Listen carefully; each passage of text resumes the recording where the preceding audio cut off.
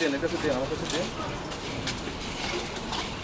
ক্যামিস্ট রাখবেন, তারপর হচ্ছে যে আপনার যে হাকিম বলে, আপনার হাকিম তো না, আপনি ক্যামিস্ট রাখবেন, যেহেতু আপনি এগুলো কাজ করছেন।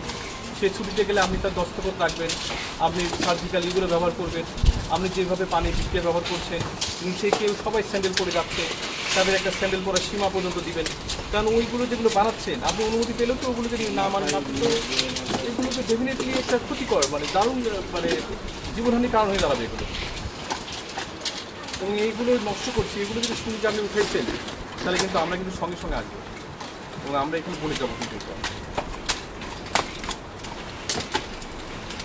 ঠিক আছে, এগুলো ঠিক আছে।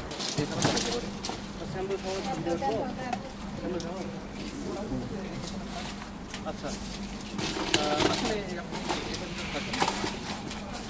আমরা আজকে যেটা তথ্য পেলাম, ওনাদের বিরুদ্ধে অভিযোগ ছিল যে ওনার কোনো অনুমতি নেই। অনুমতি ছাড়াই উনি যে ভিটা সি যেটা তৈরি করছেন, এই ভিটা সি এগুলো শুধু ভিটা সি না, এগুলো আছে ভিটামিন সি সমৃদ্ধ। অথচ ভিটামিন সি যেটা করতে হলে ওনাকে আসলে ড্রাগ অ্যাডমিনিস্ট্রেশনের অনুমোদন ছাড়া উনি আসলে এগুলো করতেই পারবেন না, বিএসটিআই ওনাকে অনুমতি দিবে না। আর ওনার আসলে কোনো অনুমতি নেই। আগে ওনাকে জরিমানা করা হয়েছিল এবং সিলগালাও করা হয়েছিল যে, এবং উনি আমাদেরকে প্রত্যয়ন দেন যে উনি কী করবেন এবং অনুমতি নিয়েই ব্যবসা করবেন। তো এখন আমরা দেখতে পাচ্ছি ওই একই ধারা বজায় আছেন, বরং আরও এটা নতুন করে অ্যাড করেছেন, সংযোজন করছেন, এবং এটা কোনো রকম অনুমতি নেই এবং এগুলো ভোক্তার স্বাস্থ্যের জন্য খুবই ঝুঁকিপূর্ণ।